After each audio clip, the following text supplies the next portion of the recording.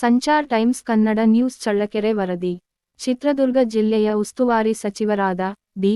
ಸುಧಾಕರ್ ಅವರ ಮನೆಯ ಮುಂದೆ ಕರ್ನಾಟಕ ಕಾರ್ಯನಿರತ ಪತ್ರಕರ್ತರ ಧ್ವನಿ ಸಂಘದ ರಾಜ್ಯ ಅಧ್ಯಕ್ಷರಾದ ಬಂಗ್ಲೆ ಮಲ್ಲಿಕಾರ್ಜುನ್ ರವರ ನೇತೃತ್ವದಲ್ಲಿ ಧರಣಿ ಸತ್ಯಾಗ್ರಹ.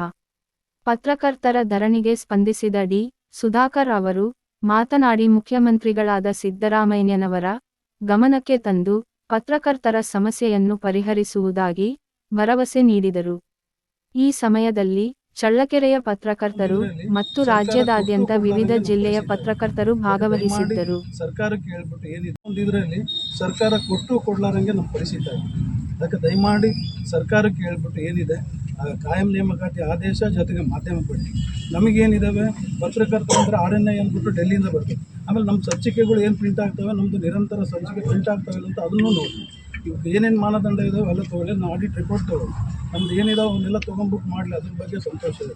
ಅದು ಬಿಟ್ಟು ಈ ಥರ ಮಾರಕ ಇರೋಂಥ ಆದೇಶ ಏನಿದೆ ಯಾವ ಪತ್ರಕರ್ತರಿಗೆ ಯೂಸ್ ಆಗಲ್ಲ, ಇದಾಗಲ್ಲ. ಇವತ್ತು ಮಹಿಳೆಯರಿಗೆ ನಾವಿರೋದು ಬರೀ ಕೇವಲ 12,000 ಪತ್ರಕರ್ತರಿಗೆ ಮಾತ್ರ ಈ ಸೌಲಭ್ಯ ಬೇಕು ಸರ್.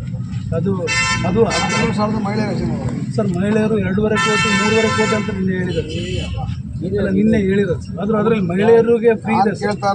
ಪತ್ರಕರ್ತರು ಮಹಿಳೆಯರು ಇದ್ರೂ ಸರ್ ಅವರಿಗೆ ಉಚಿತವಾಗಿ ನಡೀತಾ ಇದೆ ಸರ್. ಅದು ಬಿಟ್ಟು 12,000 ಜನ ಇದ್ದೀವಿ ಸರ್ ಗಂಡಸರು. 12,000 ಜನಕ್ಕೆ ಇವಾಗೆಲ್ಲ ಸೇರ್ಕೊಂಡ್ಬಿಟ್ರೆ 16 ಕೋಟಿ ಆಗುತ್ತೆ ಸರ್.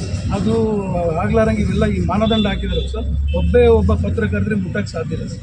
ಇವತ್ತು ಮಹಿಳೆಯರಿಗೆ ನೋಡಿ ಸರ್, ಬರೀ ಆಧಾರ್ ಕಾರ್ಡ್ ಇದ್ದರೆ ಇಡೀ ರಾಜ್ಯಾದ್ಯಂತ ಓಡಾಡೋಕ್ಕೆ, ನಮಗೆ ಬರೀ ಜಿಲ್ಲಾ ಪೂರ್ತಿ ಓಡಾಡೋಕ್ಕೆ ಇಷ್ಟು ಕಠಿಣ ಮಾನದಂಡ ಬೇಕೆ ಅಂತ ನಮ್ಮದೊಂದು ಪ್ರಶ್ನೆ ಸರ್. ಮಾತಾಡ್ತೀನಿ, ದಯಮಾಡಿ ಸರ್ ಮಾತಾಡ್ತೀನಿ. ಮುಖ್ಯಮಂತ್ರಿಗಳಂತ ಮಾತಾಡ್ತೀನಿ, ಮನವಿ ತಲುಪಿಸ್ತೀನಿ.